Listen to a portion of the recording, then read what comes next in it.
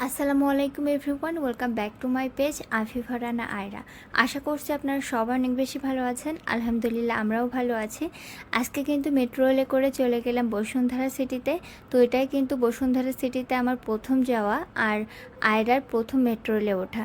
তো আজকে সারাদিন আমরা কি করলাম, কিভাবে গেলাম, তো আপনাদের সাথে সব কিছুই শেয়ার করব। আশা করছি ভিডিওটি পুরোটা দেখবেন। আমাদের কিছু কেনাকাটার প্রয়োজন ছিল, তো অনেক দিন ধরে ভাবছি যে বসুন্ধরা সিটিতে যাব, কিন্তু যাওয়া হচ্ছে না। তো ভাবলাম আয়রার বাবার আজকে ছুটি আছে আর আমরা তিনজন বেরিয়ে যাই, ঘোরাঘুরিও হবে, তারপর কেনাকাটাও হবে, আনন্দও হবে। তো এই তো বাসা থেকে রিক্সা নিয়ে আমরা কিন্তু মিরপুর 10 নম্বর চলে এসেছি। এখান থেকে হচ্ছে মেট্রো রেলে করে চলে যাব।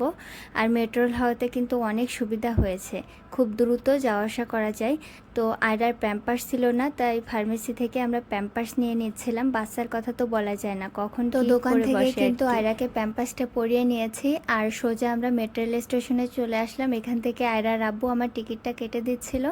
আর আয়রার আব্বু সবসময় এই মেট্রো রেলে চলাচল করে, এর জন্য তার কিন্তু অলরেডি একটা কার্ড আগে থেকে যদি কার্ডটা করে রাখা হয় তাহলে কিন্তু টিকিট কাটার প্যারা এটা থাকে না, লাইনে আর দাঁড়িয়ে থাকা লাগে না। তো হচ্ছে আমরা এই যে মেট্রো রেলের জন্য দাঁড়িয়েছিলাম, 5 থেকে 6 মিনিট দাঁড়ালেই কিন্তু মেট্রো রেল চলে আসে।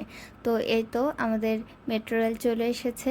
আর আয়রার আব্বু তো খুবই দুষ্টামি করতেছিল এখানে, আর আয়রা তো খুবই খুশি, আজকে কিন্তু ও প্রথম মেট্রো রেলে উঠতেছে।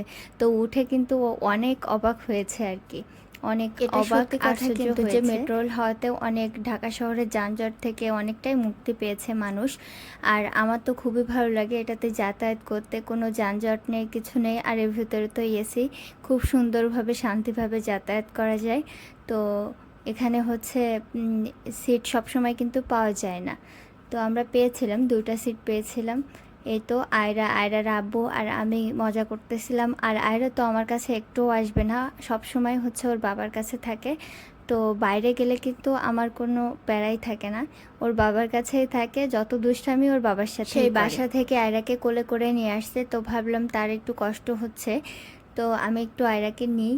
তো এখানে হচ্ছে ওকে নিতে যাচ্ছি, বলছি যে আম্মু আসো, বাবার কষ্ট হচ্ছে, সে আমার কাছে আসবেই না। ভিডিওতে দেখেন কেমন করতেছে, আমি যত নিতে যাচ্ছি আমাকে হাত সরিয়ে দিচ্ছে, আমার কাছে আসবেই না। তো তার বাবার যতই কষ্ট হোক মেয়েকে কিন্তু খুব ভালোভাবে আগলে রাখে। আর আমাকে বলে আমি নাকি যত্ন করে নেই না, আদর করি না, এর জন্য আমার কাছে আসতে চায় না। তো এই তো আয়রাকে রেখে আয়রার বাবা হচ্ছে ওয়াশরুমে গিয়েছিল, তো আয়রা তার বাবাকেই খুঁজতেছে, আমার কাছেও আসবে না, এখানেও আমার কাছে আসবে না, সে একা একাই হাঁটবে কিন্তু আমার কাছে মোটেও আসবে না। আর চশমাটা পরে মনে হচ্ছে সে কিছুই দেখতে পারতেছে না, দেখেন কি একটা অবস্থা। আর শুধু বাবা বাবা বাবা বাবা করতেছে আর তার বাবাকেই খুঁজতেছে। এই যে সে চারিদিকে দেখতেছে যে আমার বাবা কোথায়। হ্যাঁ, আর এখান থেকে যখন তার বাবাকে দেখছিল দূরে, তো সে যে এত খুশি, সে আমার কাছে আসবে না, তার বাবার কাছে সে একাই চলে যাচ্ছে। তো বাবা আর মেয়ের হচ্ছে খুনসুটি দেখেন, মাশাল্লাহ মাশাল্লাহ মাশাল্লাহ বলে দিবেন সবাই। হ্যাঁ, আমার মেয়েটাও তার বাবাকে খুব ভালোবাসে আর বাবাও তার মেয়েকে খুবই ভালোবাসে। বাবা আর মেয়ে তো অনেক খুনসুটি করলো এখানে। তারপরে হচ্ছে আমরা বসুন্ধরা সিটির সামনে থেকে আইসক্রিম খেয়ে ভেতরে ঢুকছিলাম। তো বসুন্ধরা সিটিতে কিন্তু এটাই আমার ফার্স্ট টাইম, ঢুকেই আমার খুবই ভালো লাগছিল। আমি এই বসুন্ধরা সিটি সম্পর্কে তো অনেক গল্প শুনেছি, আমার হাজব্যান্ডের কাছেও আমি অনেক গল্প শুনেছি, কিন্তু কখনো আসা হয় নাই সেভাবে। তো আল্লাহ আজকে হচ্ছে সুযোগ দিয়েছে এখানে আসার, দেখার। তো দেখতেছি আর ভিডিও করতেছি আপনাদের সাথে শেয়ার করব বলে। তো এই তো আমার মতো যারা দেখেন নাই আগে, তারা এখানে তো দেখলাম যে অনেক বেলুন টেলুন দিয়ে মানে সাজানো আর কি, আর অনেক মানুষ। তো ভেতরে যেই এই যে গোল চক্করের সামনে হচ্ছে আমরা একটু ভিডিও করছিলাম আর ছবি তুলছিলাম। অনেক ছবি তোলা হয়েছে, আয়রার বাবার ছবি এখন হচ্ছে বেশিরভাগ তোলা হয়, আমারটা তোলা হয় না। তো ওর বাবাকে বলছিলাম যে আমাদের একটু ভিডিও করে দাও, সব সময় তো তোমরাই ছবি তোলো, তোমরাই ভিডিও করো। তো এই তো একটু পরেই কিন্তু তাদের শুরু হয়েছে ভিডিও করার, ছবি তোলার। তো তারা তারা বাবা মার মেয়ে হচ্ছে খুনসুটি করতেছিল এখানে, আর উপরের দিকে তাকাচ্ছে আয়রা। হ্যাঁ, আলো জ্বলতেছে, বেলুন, এগুলো হচ্ছে দেখতে তার খুবই ভালো লাগছে। তো দুইজন খুনসুটি করতেছিল আর আমি এর ফাঁকে হচ্ছে তাদের ভিডিও নিচ্ছিলাম। তো এই তো বাবার কোলে খুব যত্ন করে বসে আছে। আর হচ্ছে আমরা এক এক করে চলন্ত সিঁড়ি দিয়ে উপরে উঠছিলাম।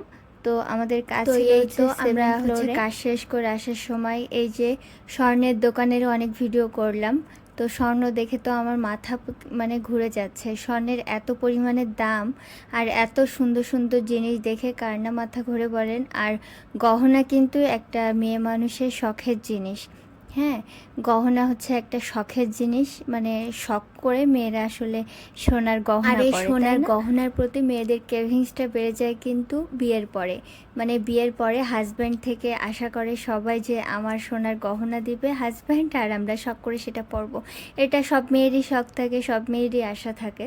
তো সেম আমারও। তো হচ্ছে এই যে গহনা দেখছিলাম আর খুব ভালো লাগছিল দেখতেও। তো আমি এখানে একটু ভিডিও করছিলাম আর একদম উপর থেকে নিচ পর্যন্ত একটু ভিডিও করছিলাম দেখতে কেমন লাগে। তো আমরা কাজটা শেষ করে বের হয়ে আসার সময় এই জায়গাটায় তো আয়রার বাবা বললো আমাদের দুজনের একটু ছবি তুলে দাও, ভিডিও করে দাও। তো তাদের কাজে নিয়োজিত তো আমি সব সময়ই, তো এই তো তাদের ভিডিও করছি। আর এই দিন কিন্তু আয়রার বাবা আমাকে একটা স্পেশাল জিনিস আমাকে উপহার দিয়েছে। তো অন্য কোনো একদিন শেয়ার করব আপনাদের সাথে, আজকে আর না। তো বের হয়ে আসার সময় হচ্ছে আমরা এখান থেকে এই যে বার্গার চিকেন এগুলো খাবো, তো তার জন্য ওয়েট করতেছিলাম। অনেক ক্ষুধা লেগে গিয়েছিল, অনেকক্ষণ ধরে ভিতরে ছিলাম তো এর জন্য। তো বিশেষ করে আয়রার অনেক ক্ষুধা লাগছিল। তো এই তো বাবার মেয়ে এখানে বসেও খুনসুটি করতেছিল। আর এই যে দোকানদার আমাদের খাবার টাবার রেডি করতেছে। তো তারপর হচ্ছে খাবার দিলে আয়রার বাবা আয়রাকে খাওয়াই দিচ্ছে, আর আয়রার বাবার হাতে ছাড়া খাবে না। তো তারা দুইজন এই যে খাওয়াখাওয়ি করতেছিল, আয়রার বাবা আয়রাকে খাইয়ে দিয়ে সে মানে সবসময় না খাওয়ার মতনই খায়। তো এমনটাই। তো এই ছিল আমাদের আজকের ভিডিও। আমাদের ভিডিওগুলো ভালো লাগলে অবশ্যই আমাদের পেজের সাথে থাকবেন। সবাই অনেক বেশি ভালো থাকবেন। আজকের মতো এখানেই বিদায় নিচ্ছি। আল্লাহ হাফেজ।